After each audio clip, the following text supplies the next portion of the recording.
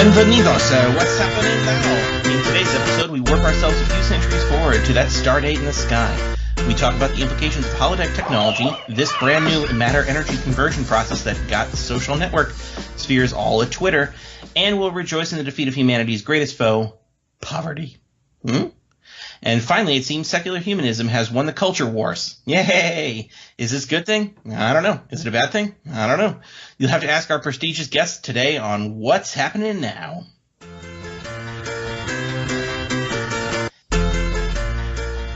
How do you do, friends and colleagues? Before we sink our teeth into this meaty smorgasbord of high-flying, future-fancy topics, let's take a breather and reflect on our moment of clarity. Today's moment of clarity is brought to you by Handsome Tony Space Travel Insurance. Riding on a fancy starship to your vacation destination on Risa? Did you know that your current life insurance probably doesn't cover your death in the event of a starship malfunction? Well, Handsome Tony laughs in the face of boring actuarial tables. Just because we live in a world free from the burden of money doesn't mean people are magically not greedy anymore. If you die on a starship, your beneficiary will receive something nice in return.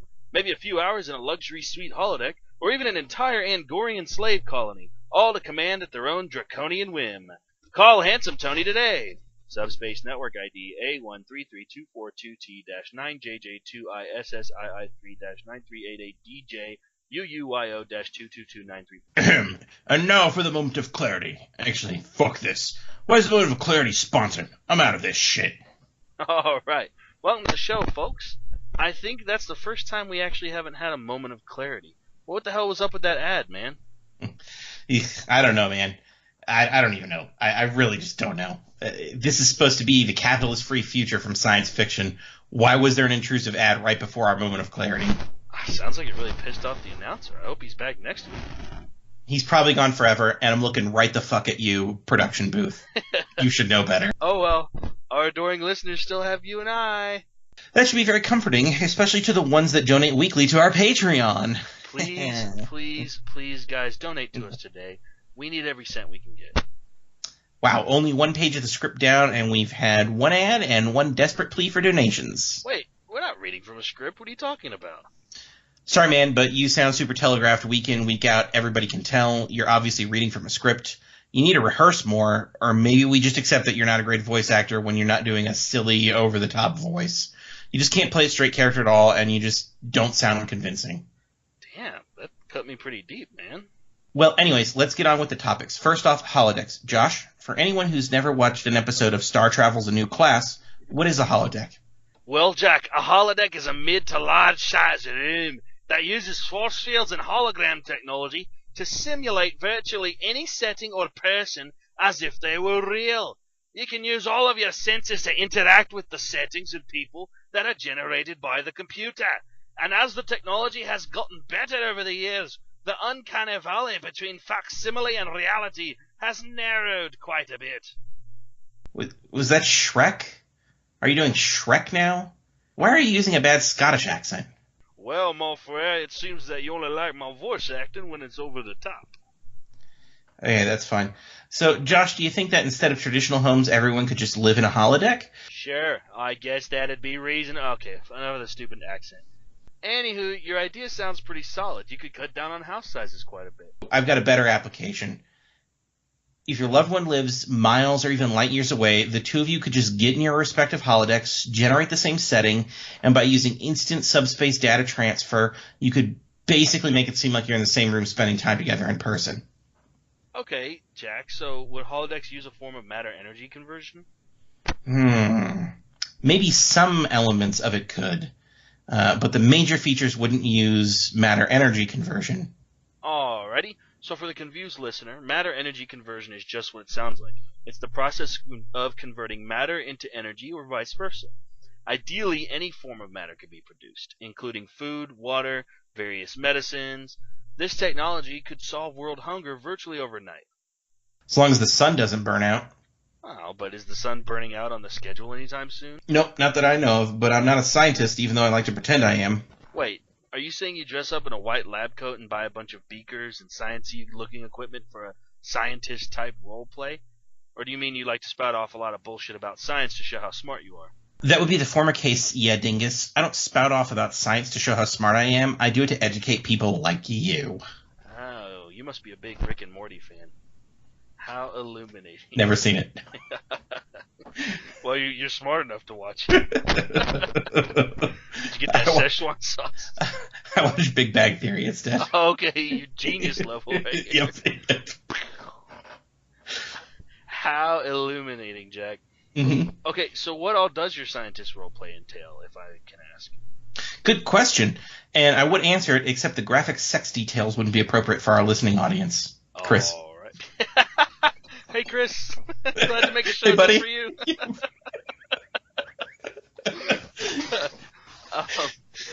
All right, then. So, Scientist Jack, and by Scientist Jack, I am asking you to reach down and morph into your scientist roleplay character. What do you think about poverty? Well, Josh, I'm happy to say that our advanced technology has wiped out poverty. Thanks to food replicators stemming from our implementation of matter energy conversion, people everywhere have as much food as they want whenever they want. Wow, Scientist Jack. But lack of food isn't the only aspect of poverty, right, Scientist Jack? You are correct. But with scarcity being a thing of the past, all other elements of poverty disappeared as well. Though it did take quite some time. Fantastic, Jack. Scientist Jack. Oh, hey, man, I'm back. It's regular Jack, yay! And yes, Scientist Jack totally inherited my extreme sexual nature. Well, let's not go into detail about it. Okay, Jeff. How do you feel about secular humanism? I just thought we agreed we're not going to talk about sex. Let's talk about sex, baby. Let's talk about you and me. No, I'm sorry, man. I'm heterosexual. No, you're not. This is the enlightened future. There's no such thing as just heterosexual anymore. We did away with that in 2018. But aren't you a heterosecular humanist? That's different. Oh, okay. So what exactly is secular humanism? Well, Josh, as you know, all the peoples of the planet Earth have been unified for years and years now. We have a one-world government that rules with rational principles based on maximizing freedom and utility while still imposing order. So the fever dream of every left-behind devotee out there. Left Behind? The book series? About the rapture and the end of times from the Christian mythologies? Mythology? Don't you think that's a little offensive? Lots of people, namely Christians, don't think of it as a mythology, but as truth. Not in the future, man. In our world, the majority of people are secular humanists. And by the way, you still haven't let me define secular humanism, you liberal cuck. Secular humanism is the belief that humanity is capable of morality and self-fulfillment without belief in God. It goes hand in hand with atheism. Wait, so you don't have Christians anymore? Well, I mean, yes and no. They're Christians, but today's Christians are really just people that enjoy studying the Christian church history. And they read the Bible as a piece of fiction with good morals to take away from the stories. Very few Christians actually believe in God and interpret the Bible literally. Wow. I was raised Christian. I don't really know how to feel about that. It's a good thing nobody cares about your feelings. Damn, you're pretty vicious today. I guess it makes for good ratings. Sorry, buddy. Scientist Jack isn't getting laid as much as he'd like, so he's a little snappy. Well, you should get Scientist Jack a holodeck. Then he can have sex with whoever he wants, as much as he wants. Could he have sex with a fleshlight on a holodeck? Sure, but that seems like an awful waste. Tell you what, Josh, we'll let our panel of experts discuss holodeck sex and a whole lot more in our Shots Fired segment.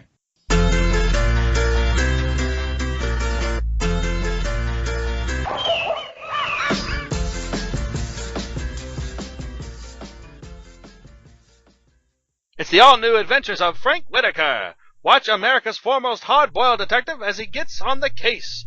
Frank is up to his elbows in a new case coming soon. See him in action as he tries to solve his next case. Is Frank mad, or is he a genius? The question is up in the air and for you to decide as you hear him take on a new case each installment. See him face down gangsters, or are they merely some kid's plastic army men? See him chase after serial killers, or are they just people who like to eat Frosted Flakes? You never know what you're getting into when Frank Whitaker's on the case, so tune in to WVOquine, Cincinnati, soon to hear more of his exciting tales.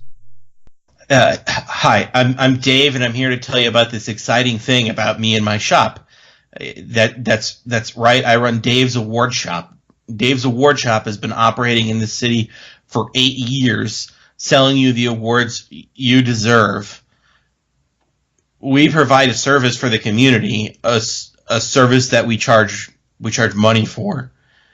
We provide all the awards people are looking for here at Dave's Award Shop. We have virtue signals, soapbox award stands, sex awards, honorary certificates of achievement, among others. Now you can have all the awards you feel you need. Just come down to Dave's Award Shop and let us know what you might be looking for. Do you need statues commemorating 6 weeks of hitting the gym? No problem. We have you covered. Need an edible award? We have those too. We also service dogs and can create prettiest puppy collar attachments for all your needs. We are the city's largest and oldest awards shop and have competitive prices at a great selection. We feel so strongly that our awards are best that we have given ourselves the Best Award Shop in Town 2017 pennant. That's Dave's Award Shop, located off Highway 27 and Delmont Boulevard. And we're back. Time to get this show on the rails again. Get excited, listeners. We're giving you some shots fired. First up, we have a good one, ladies and gentlemen. Famed actor-director Jonathan Frakes. Permission to come aboard, Captain. And sitting here on his right is our second panelist. Thanks for having me. And our third panelist is a real treat as opposed to these losers. It's one of our most frequent guests, Karen DeVideo Maximus. Hello, good to be here. Great, good having you all here. All right, shall we go ahead and get started here then? Our first topic for the day is the end of poverty. We're just going to jump right in and get you all's thoughts on how we can do that and what that will mean for humanity. Karen DeVideo Maximus, take aim. Oh my God, thank you. It's so great to be here. So I think it's pretty clear that eliminating poverty is the way we ought to go. We need to get all these fat cat capitalists and corporate greed out of our politics so we can redistribute the wealth and make the world a better place. That seems like a pleasant idea, lady, but I think it's a little bit of nonsense when you look at it directly. Capitalists and corporate greed aren't creating poverty, they're lifting people out of poverty. It's liberal bullshit like the fountain of crap that comes out of your mouth that ruins the world. Spoken like a true fat cat industrialist. Let's try to stay on track and leave out the name calling, guys. Sorry. What I meant to say was that idealistic nonsense is what poisons the ability of people to raise themselves out of poverty. But, like, how? You're just saying that. You're not giving an argument. Facts don't care about your feelings, and the truth is that redistributing wealth is the quickest way to bring people out of poverty. That's just nonsense, and you're just wrong as usual. It's liberal nonsense like that prevents real progress. Oh my God, you can't just say I'm wrong, you have to give an argument.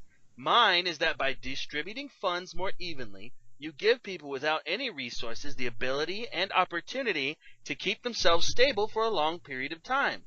This in turn allows them to create the stability their kids and lives need in order to take the steps, like going to school, learning a trade, recovering from illness and what have you, that are integral to building a life outside of the trap that is poverty.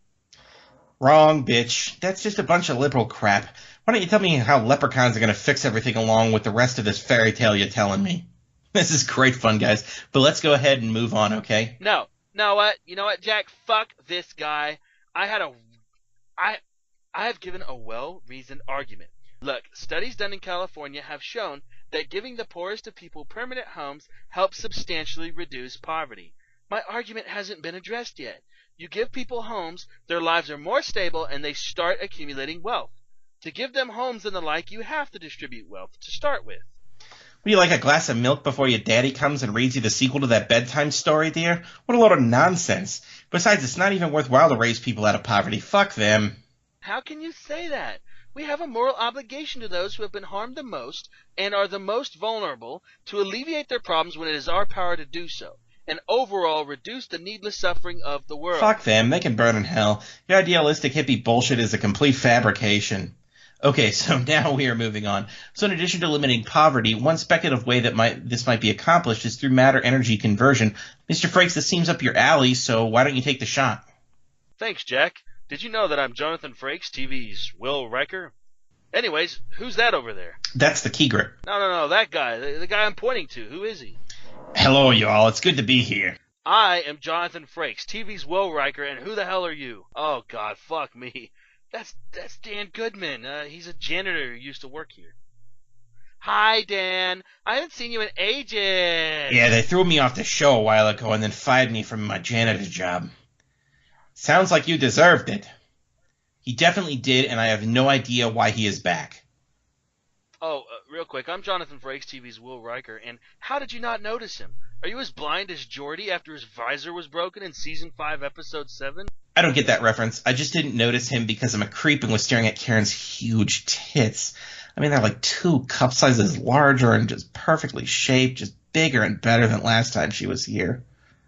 Yeah, thanks, Mr. Weinstein. Okay, I'm Jonathan Frakes, TV's Will Riker, but why is Dan here? Is he a guest? No, I mean, most certainly not. He's on the panel already, so yeah, he's probably just a guest for the rest of the show. Also, you invited me here. Yeah, also that. Why the hell would you invite him? I thought we agreed he was poison for the show. Oh, well, I just thought that if we're talking about any poverty, then giving the poor janitor we fired a bit of money and publicity for an appearance would be a good gesture. Janitors make pretty good money, right? Especially ones at a TV studio. No, I wasn't aware of that. Yeah, dude, we pay him like $65,000 a year. Is that a lot? Yeah. Oh, my mistake. Dan, take a fucking hike. My publicist says I'm guaranteed to stay through the interview. Fine. Let's just move on to holodecks. Look, I'm Jonathan Frakes, TV's Will Riker. What about matter energy conversion? Look, does anyone have anything interesting to say on that can't also be said about holodecks? Okay, no. So, moving along. Holodecks. So my thought is that holodecks would immediately be used for sex. Yeah, but you think that about pretty much everything. Yeah, but so does everyone. I just don't pretend like I'm not thinking about that. Like a disgusting liberal. Jesus, dude, I'm trying to be on your side here, but you make it impossible. I don't need some lame libtard on my side with his bullshit agenda. Fucking goddamn it. Why did I write this guy to be such an asshole? Anyway, so holodecks. It seems to me because they would be used for sex so dominantly that they would be really impossible to implement without an automatic sanitizing machine. Maybe there's just a bunch of janitors that would need to get hired to mop up semen all day. Excuse me? How do you know it's semen? What about vaginal secretions? Look, I think this premise and discussion is super dumb, but I'm not going to pretend that it wouldn't be like 99% guys using the holodeck to have sex. Yeah, okay, so Dan, you might actually be onto something here. Do you think that it might drive up the demand for janitors and create some more low-income entry-level jobs that will help move people out of poverty? We already went over how janitors don't make bad money. Don't bother reasoning with him. He's just staring at my tits again.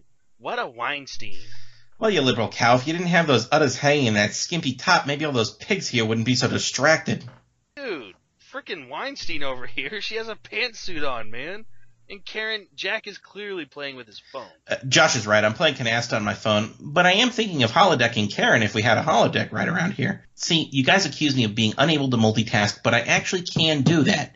I can't voice act for shit. I can't remember my lines. I barely pronounce them, but I can multitask.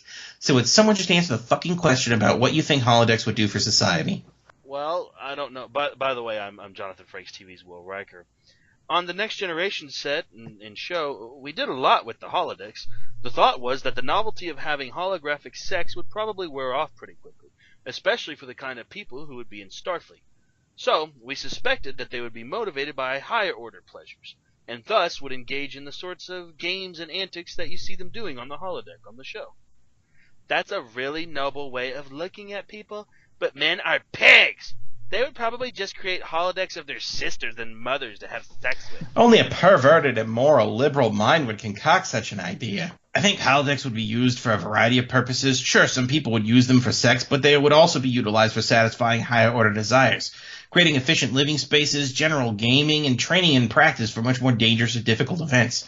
In short, a holodeck would simplify all our entertainment desires and needs, and yeah, probably people would have sex with Deanna Troi a lot on the holodeck in Star Trek. But what about the janitors? I mean, I guess maybe we would need more janitors to mop all the holodecks up? Of course you'd say that. What kind of sicko liberal would use a holodeck for sex anyway? Hold on. I am Jonathan Frakes, TV's Will Riker.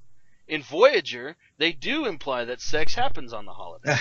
Get your Soviet bullshit propaganda shows out of here, Riker. Oh, it makes sense. People will satisfy their desires in a holodeck since it's not harming anyone.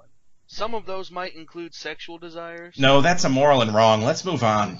Great stuff. This is Josh, by the way. Okay, so last topic then. Atheism as the primary belief system for humans. Do you think that this is inevitable, and if so, would it be a good thing? Dan Goodman, I'll give you the first shot. It seems natural for humans to be in awe and wonder of the unknown and to form religious beliefs about it. Atheists walk a different path, but even so, as long as their philosophy and way of life is rooted in principles of justice, kindness, forgiveness, and compassion, humanity will be good whether we adopt their way of thinking about abstract metaphysical views or not. Yeah, I'm sorry, Dan, but you're just wrong here. Religion, except for Islam, is like poison to women and our rights. It's really only through atheism or Islam that women have any hope of moving forward in this world that oppresses them so. We need atheism or Islam to take over and create a culture change in our society for the betterment of women. You liberal fucktard, what nonsense is that? You simply have shit in your head, both of you. Atheism is evil, end of story, it needs to go, bye-bye. Two things. Number one, I'm Jonathan Frakes, TV's Will Riker. Number two, the professor is out of line here, I think. Yeah! Fuck you guys. Dude is probably right. Aren't you an atheist, though? Yeah, but what do I care? I'm one of the good ones. Actually, Jack and I are atheists, but we're the good ones who still have morals. Not like Hitler or something. Congratulations! You just hit the 1 billionth Godwin's Law fulfillment of the year! Oh, sweet.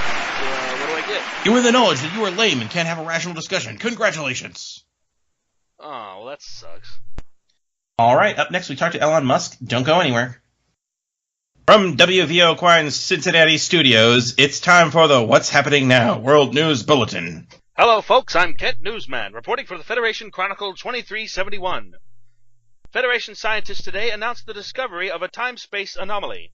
This anomaly allowed them to travel back in time and gather up a substantial amount of developments that previous scientists had made but chosen to never publish, such as transporting onto ships at warp or traveling across the galaxy instantaneously in a cloud of spores. When asked why they decided to grab these technologies only now, despite having very obvious time-traveling capabilities, lead scientist Dr. Felix Verglord said, "Oops, my bad." In other news, the Chicago Bears faced down the Miami Dolphins in Super Duper Super Bowl 211. The Bears were heavily expected to win the match.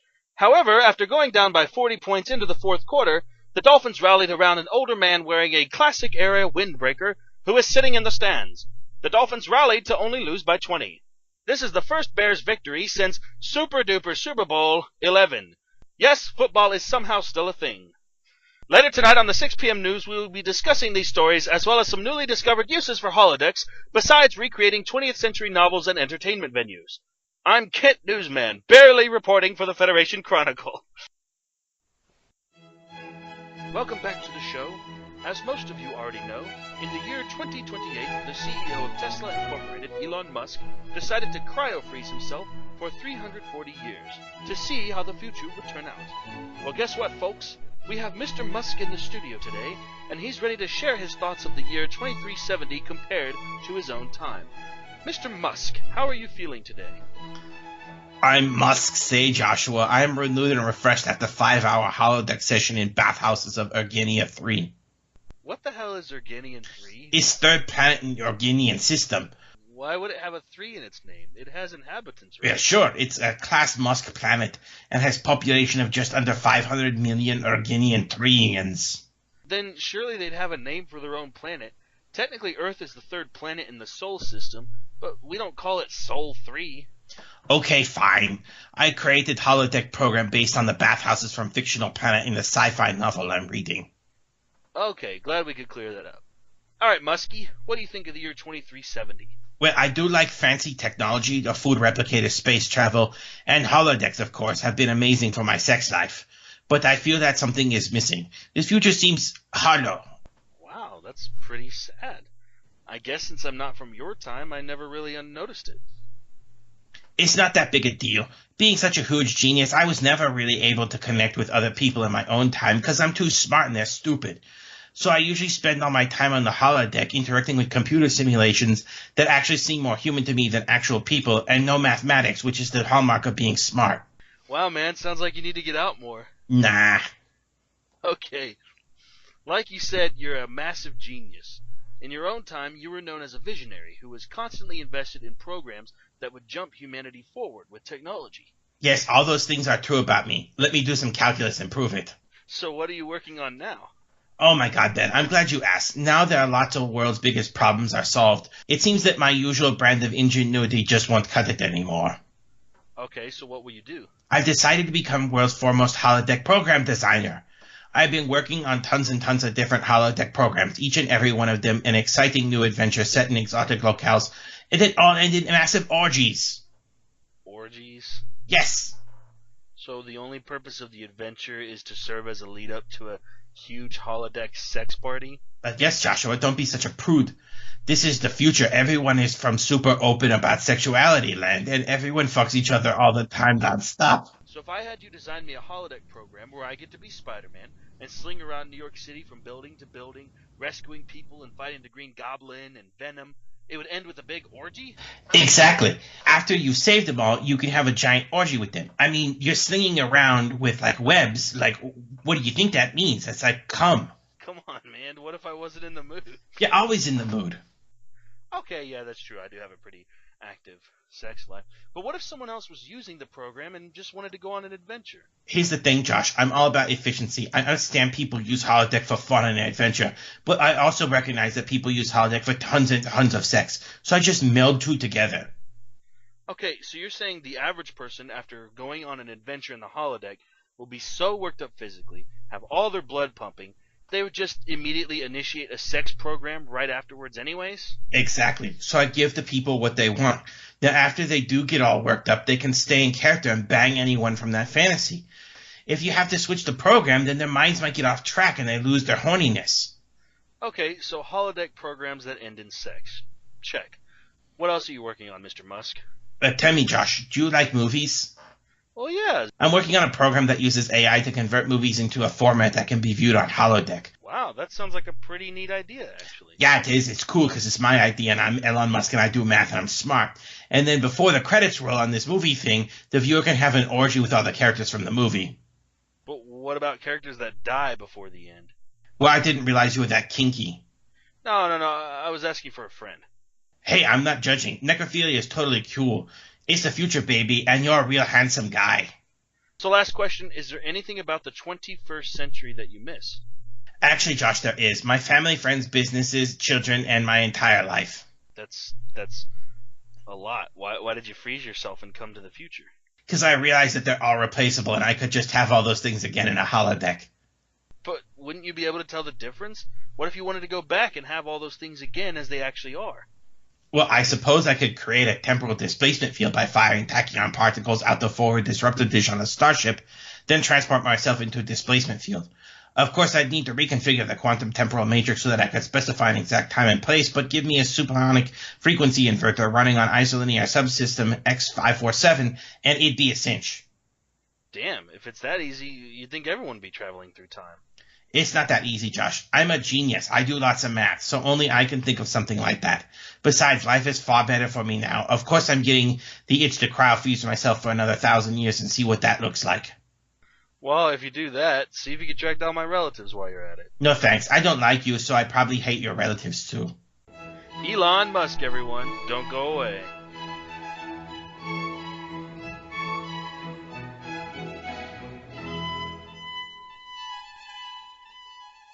Thursday, April 11th through Sunday, April 14th. Why? It's MetaCon, the only convention that combines all the things you love into one meta event. And it is only at the Coke Pepsi Center. Tickets go on sale soon for this superior event to all others. So if you're a fan of anything, you should be here at MetaCon. See all the greatest creators combined into one panel to discuss everything ever created, including God. And I am talking everything. A few mediums will be there to perform a seance so that the dead can be communicated. Guests include Leonard Nimoy and literally everyone else ever. It's MetaCon, the con to end all cons, except it also includes that con. It's the power set of the power set of cons. It's MetaCon. Tickets on sale now. Well, wasn't that just great, everyone? Well, it's sad to say, but it looks like we're all about out of time for the day. You know, I really enjoyed my interview with Elon Musk, man. What a visionary. What a visionary? Sounds like a hack, man. Came to the future and instead of being inspired and creating something grand, he just wanted to make sex programs for the holodeck. Well, maybe he understands something we don't. Maybe. Anyway, it's time for our final thoughts. Today's Final Thoughts is brought to you by Jungle Fever, a new holodeck extravaganza created by Elon Musk himself. Have you ever wanted to explore the jungles of legendary South America? Grab your vine and swing from tree to tree as you dodge spears, arrows, and fight all the jungle men of the Atahori tribe in Brazil. And once you've slaughtered all the men, you get to have a big orgy with all the fine tribal women just aching for that sweet future love. And don't worry, the holodeck will give them shaved vaginas. Try Jungle Fever today. Damn it, now I just don't want to share my final thoughts anymore. Fuck this.